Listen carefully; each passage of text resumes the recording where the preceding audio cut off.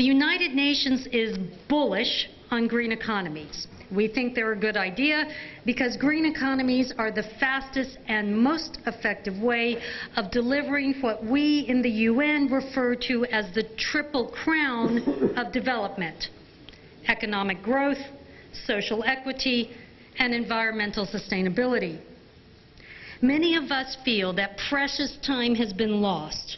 Time when collectively the countries of the world could have taken steps to protect the environment and planet. We didn't do this, and we can now only hope that our failure is not irreversible. In 2015, when the deadline for reaching the current Millennium Development Goals expires, we do have a chance to rectify this mistake and include a global goal on environmental sustainability in the new development agenda. There's no question that we all must take steps to ensure that we can continue to live safely and in dignity on the planet. But it makes sense for us to acknowledge that our responsibilities as countries are different. Our GDPs are different, our resource endowments are different, and our access to energy is different. So when we look at the energy market, a lot of data exists. But there are two drawbacks. One of them is data can be expensive, and the other one is that data very often are housed in very different places, in silos, and not really speaking to each other.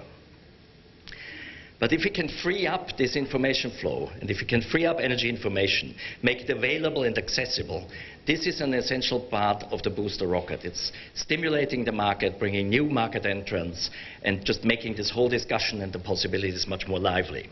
The principle is that data that have been established with public money, using public money, should be publicly available.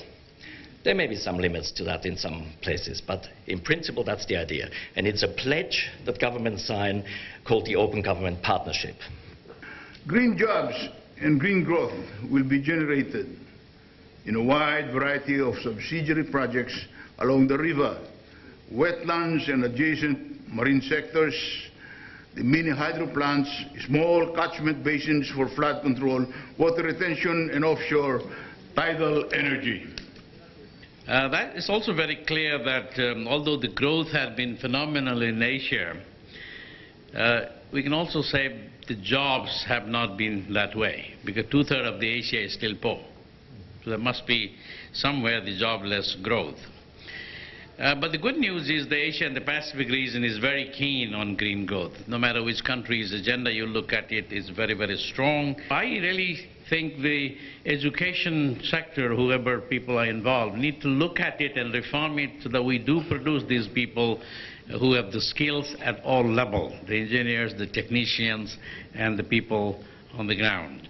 Indeed, meeting the challenges we face as a global community requires ability to collaborate across various boundaries of race, genders, nationalities, and religions. This is where I can see the Alliance role.